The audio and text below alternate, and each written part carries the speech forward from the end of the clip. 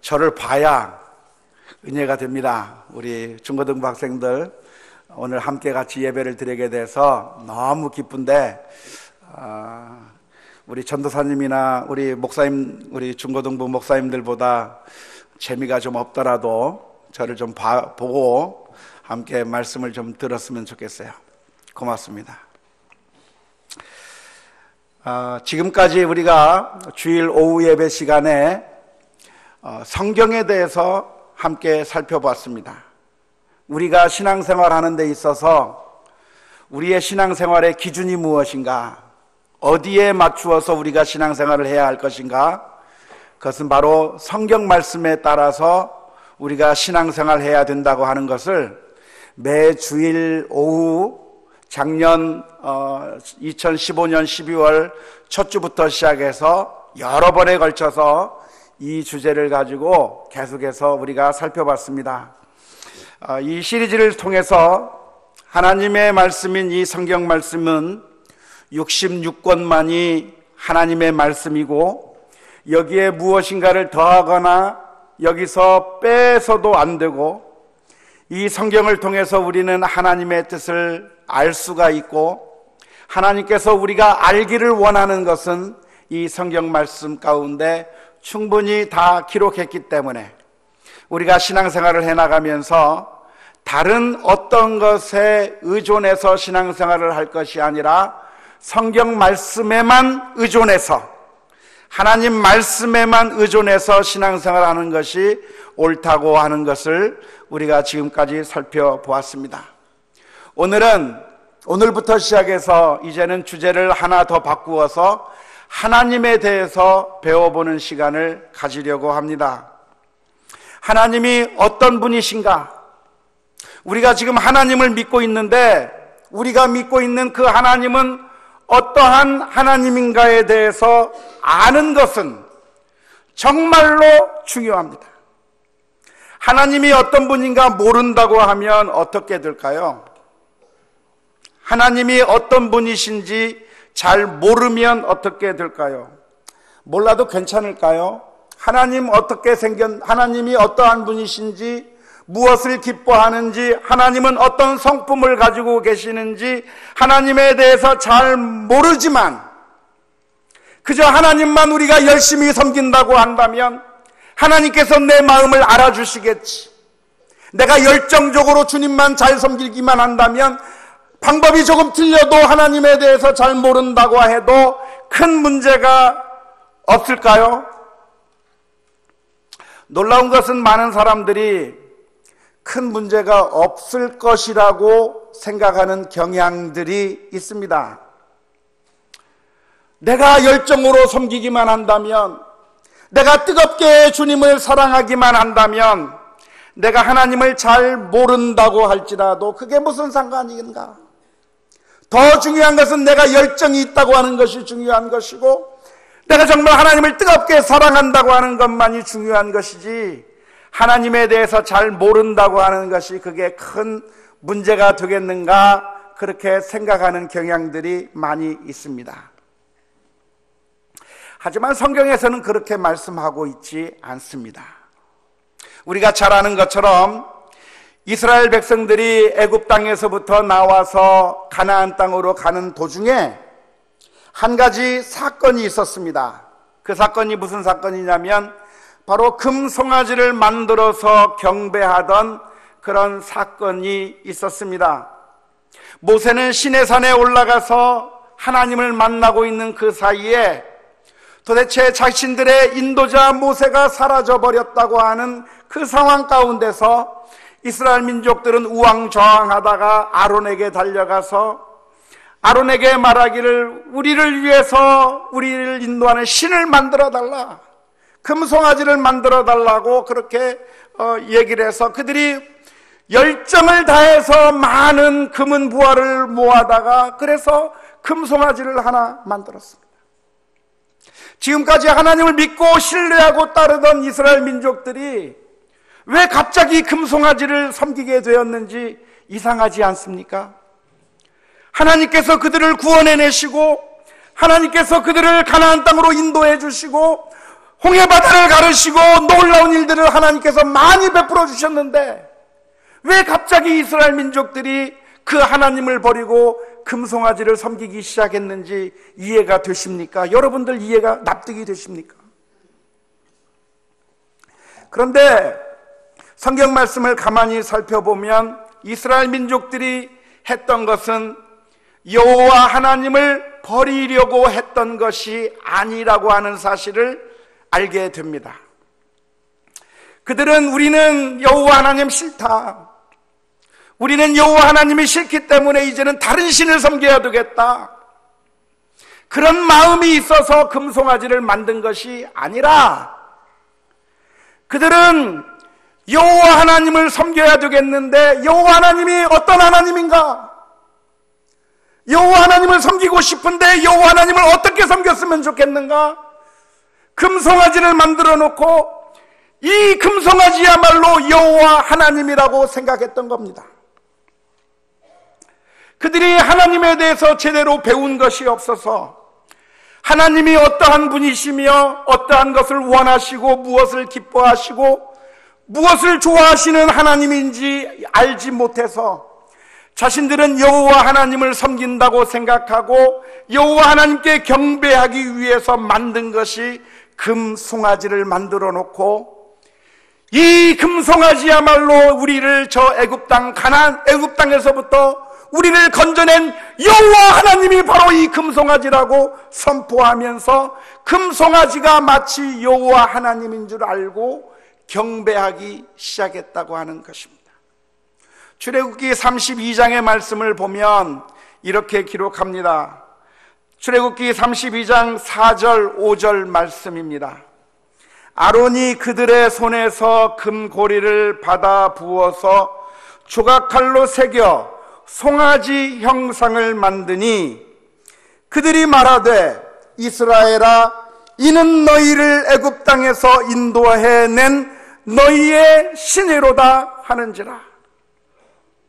아론이 보고 그 앞에 제단을 쌓고 이에 아론이 공표하여 이르되 내일은 여호와의 절일이니라 하니. 지금 이스라엘 민족들이 하고 있는 일이 무엇이냐면 여호와 하나님을 버리고 우리가 다른 신을 섬기겠다고 말한 것이 아닙니다. 그들은 여호와 하나님에게 감사했고 그들은 여호와 하나님을 열정적으로 섬기기를 원했는데 여호와 하나님께서 원하시는 것이 무엇인지 몰랐고 여호와 하나님의 성품을 몰랐기 때문에 그들은 금송아지를 만들어 놓고 이 금송아지가 우리를 저 애굽 땅에서부터 건져낸 우리의 여호와 하나님이요, 내일 우리가 축제로 모이게 될 텐데 그 축제는 무슨 축제인가? 여호와 하나님을 즐기는 여호와의 축제날이라고 선포하면서 그 금송아지 앞에서 여호와를 섬기겠다고 머리를 조아리게 되었던 겁니다. 왜 이런 일이 발생했습니까? 그것은 이스라엘 민족들이 하나님에 대해서 잘 알지를 못해서 그들이 애굽 땅에서 살면서 애굽 사람들이 어떻게 신을 섬기는가를 바라보았습니다. 애굽 사람들이 신을 섬기는 모습들을 바라보면서 아, 신이라고 하는 것은 금으로 무슨 형상을 만들어서 섬기는 것이 하나님을 섬기는 제대로 된 방법이로구나. 우리의 가장 소중한 것들을 바쳐서 그래서 금송아지를 만든다고 한다면 이것이야말로 여호와 하나님을 섬기는 가장 좋은 방법이라고 생각했던 겁니다. 그러니까 그들은 방법은 잘못되었지만 마음만은 여호와 하나님을 섬기기를 원했고 열정적인 헌신으로 자신들의 금은 부화를 다 갖다 바쳤으니까 그들의 헌신이 얼마나 열정적인 헌신입니까? 그들의 마음이 얼마나 뜨거웠습니까? 그 여호와 하나님 앞에 절하고 경배하면서 하나님께 감사하려고 하는 그 마음으로 그 금송아지 앞에서 축제를 벌이고 있었는데 하나님께서 그들의 마음을 보시면서 너희들의 방법은 잘못됐지만 그래도 너희가 여호와 하나님을 섬기려고 하는 그 마음만은 기특하다 하면서 괜찮다고 말씀해 주신 것이 아니라 하나님께서 분노하시며 진노하셨고 이스라엘 민족을 더 이상 진멸하시겠다고 말씀하시는 그 내용이 출애굽기 14장의 말씀 가운데 32장의 말씀 가운데 기록되어 있습니다. 우리가 하나님을 믿고 섬길 때 하나님에 대한 참된 지식은 어디에서부터 나오는가? 지금까지 성경만이 우리의 신앙과 생활에 가장 중요한 기준이 되고 권위가 되는 말씀이라고 누누이 강조해서 말씀드렸습니다. 하나님에 대한 지식도 어디에서 우리가 얻을 수 있는가? 성경 말씀을 통해서 하나님에 대해서 알아갈 수 있는 겁니다. 그런데 하나님에 대한 바른 지식이 없이 우리나라 사람들이 미신을 섬기면서 그리고 불교에서 다른 종교에서 섬기는 그 방식의 하나님이 우리 하나님의 모습인 줄 알고 그 방식대로 섬기고 살아간다고 한다면 하나님께서 보실 때 우리들의 마음이 열정적이니까 괜찮다고 하시는 것이 아니라고 하는 사실을 우리가 분명하게 기억해야 합니다. 이스라엘 민족이 언약궤를 블레셋에게 빼앗겼다가 언약궤를 찾아오는 일들이 있었습니다.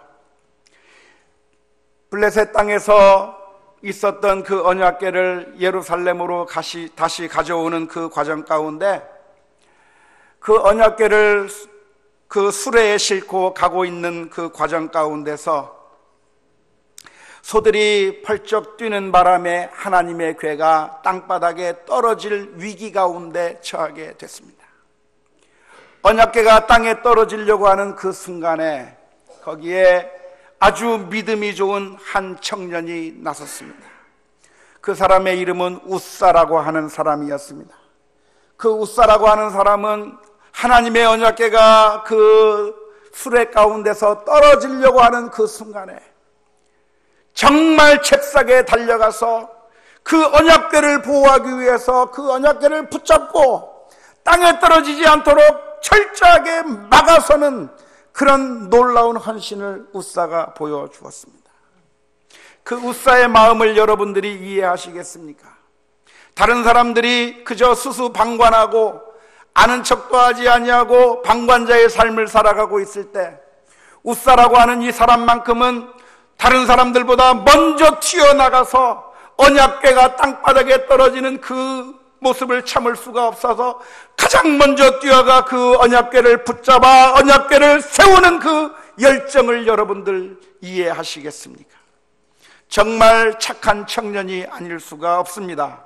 그런데 놀라운 것은 성경의 말씀을 보면 하나님께서 그 웃사를 향해서 진노하시사 그 자리에서 죽고 맙니다. 하나님에 대한 사랑과 열정, 하나님의 언약궤를 보호하고자 하는 그 열정으로 손을 댔는데 하나님께서 그의 마음을 보시면서 내 마음은 좋으니까 괜찮다 말씀하시는 것이 아니라 하나님께서는 그 웃사를 향해서 진노하시고 결국 그가 죽을 수밖에 없었던 것을 우리는 성경에서 바라보게 됩니다. 호세아서 4장 6절의 말씀에 내 백성이 지식이 없으므로 망하는도다.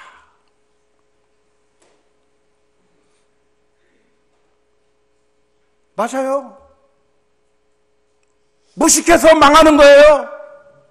하나님의 말씀을 연구하지 않고 배우지 않고 내 멋대로 내 방법대로 하나님을 섬기다가 망하는 겁니다. 사랑하는 부모님이 자녀를 사랑하는 마음에 우리 자녀를 정말 잘 되게 하고자 하는 그 마음으로 이 아이가 공부 좀 잘했으면 좋겠고 이 아이가 좀 사교성이 있으면 좋겠고 이 아이가 앞으로 잘 되었으면 좋겠다고 하는 마음으로 아이를 향해서 윽박지르고 화를 내고 학원으로 집어넣고 신앙을 좀 잘 가졌으면 좋겠다고 하는 마음으로 이 아이를 향해서 소리를 질러가면서 예수를 제대로 믿으라고 윽박지르고 있지만 그의 사랑하는 마음과는 달리 그의 열정과는 달리 자신이 선택한 잘못된 방법 때문에 우리 아이들이 점점 더 나쁜 길로 가게 된다고 하는 사실을 아십니까?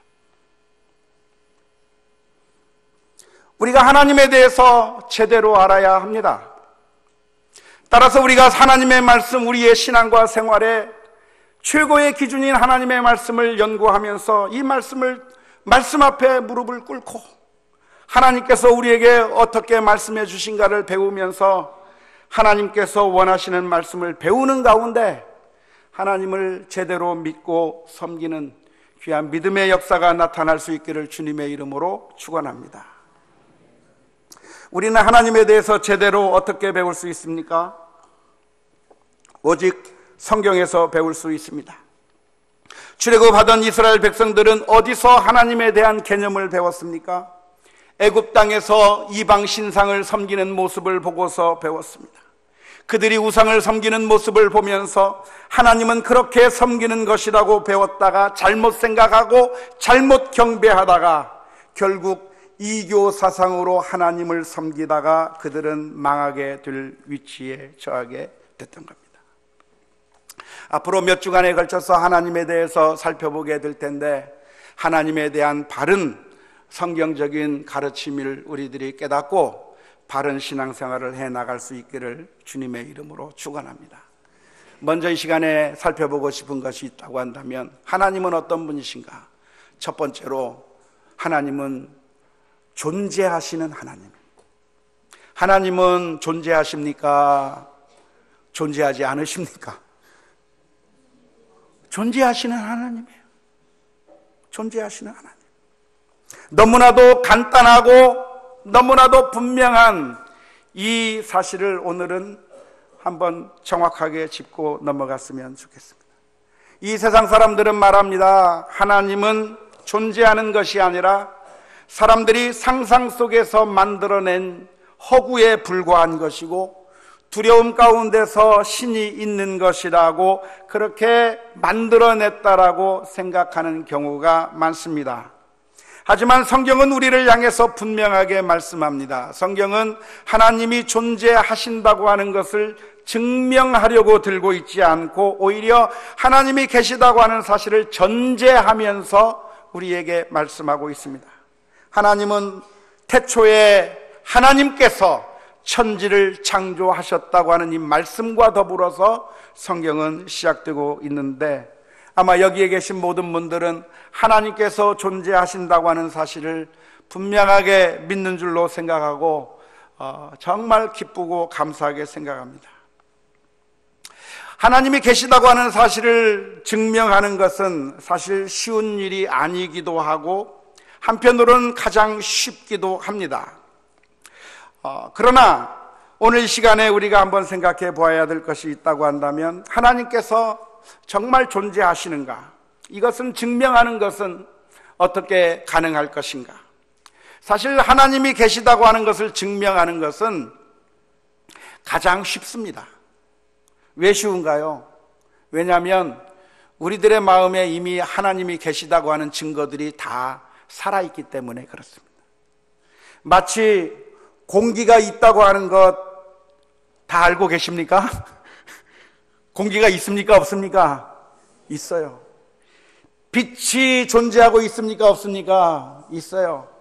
공기와 빛이 존재하고 있다고 하는 것을 우리가 알고, 아니 그 빛이 있기 때문에 그리고 공기가 있기 때문에 우리가 살아가고 있는 것처럼 하나님께서 계시기 때문에 우리가 살아가고 있기 때문에 사실은 하나님의 증거가 모든 사람들 가운데 분명하게 다 새겨져 있습니다.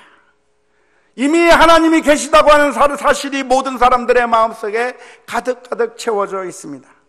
사도행전 17장 27절 28절의 말씀을 보면 이렇게 기록합니다. 이는 사람으로 혹 하나님을 더듬어 찾아 발견하게 하려 함이로되 그는 우리 각 사람에게서 멀리 계시지 아니하는도다. 우리가 그를 힘입어 살며 기동하며 존재하느니라. 너희 시인 중 어떤 사람들의 말과 같이 우리가 그의 소생이라 하니. 이 세상이 하나님의 작품이기 때문에 하나님께서 우리를 만드시고 천지 만물을 만드시고 온 우주를 존재하게 하신 분이 바로 하나님이시기 때문에 하나님의 지문이 온 세상 천지에 다 찍혀 있습니다. 그래서 여러분들이 어느 곳에 가든지 하나님의 그 창조의 지문을 찾기를 원하신다고 한다면 다 발견할 수가 있어요. 마치 어느 집에 도둑이 들면 그 도둑이 들어왔다가 갔다고 하는 사실을 우리는 금세 눈치채게 됩니다.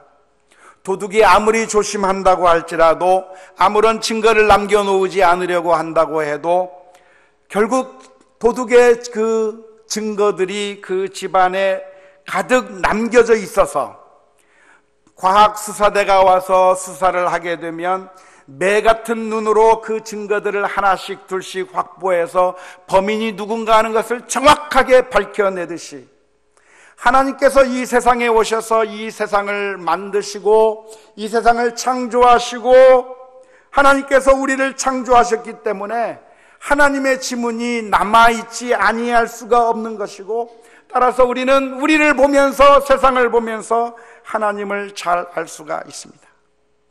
따라서 전도라고 하는 것은 쉬울까요? 어려울까요? 쉽습니다. 왜냐하면 이미 사람들의 마음속에 하나님이 계시다는 것 알고 있어요. 그들에게 가서 하나님이 계시다고 하는 것 여러분들이 직접 증명할 필요 없습니다. 이미 그들의 마음 가운데 하나님이 계시다는 거 알아요. 그래서 그들을 찾아가서 하나님의 뜻대로 살지 아니하고 이렇게 방탕하게 살면 안 되는 거 아니겠느냐고, 하나님의 품으로 돌아오라고 이야기하면 그들의 마음 가운데 하나님을 이미 심어 놓으셨기 때문에 그들의 마음이 움직이지 않을 수가 없는 겁니다. 이미 계시다고 하는 것을 아시기 때문에, 본능적으로 알기 때문에 우리는 전도하는 것이 쉽습니다. 새끼들이 태어나게 되면 그 새끼들에게 다가가서 너희가 살려면 어미젖을 잘 빨아 먹어야 된다라고 가르칩니까? 강아지들 낳으면? 아니요. 강아지들한테 알려주지도 않습니다. 태어나면 그 강아지들이 태어나자마자 어디를 향해 찾아갑니까? 어미젖을 찾아가서 뭅니다. 어미젖을 찾아서 막 본능적으로 그 젖을 빨면서 그 강아지가 성장하는 모습을 보지 않습니다. 우리 인간은 하나님께서 우리를 만들어 놓으셨기 때문에 본능적으로 하나님을 알 수밖에 없고, 하나님의 소생이기 때문에 하나님을 잘 알고 있어서 우리가 설득하지 않아도 하나님을 믿으라 말씀하고 이렇게 살 것이 아니라 권유하게 되면 하나님 앞에 나올 수 있기 때문에, 하나님의 존재에 대한 증명은 이 세상에서 제일 쉬운 게 하나님의 존재의 증명입니다. 하지만 동시에 하나님을 거부하는 사람들에게는 가장 어려운 일이 하나님을 증명하는 일입니다. 인간은 타락해서 하나님을 거부하는 심성이 있기 때문에 마치 의처증 환자처럼 어떠한 증거를 갖다 대도 늘 의심하는 그런 사람들처럼 하나님이 계시다고 하는 어떠한 증거를 가져다 주어도 믿으려고 하지 않기 때문에 그렇습니다. 오늘 읽은 말씀 로마서 1장 21절에서 23절 말씀을 보면 이렇게 기록합니다.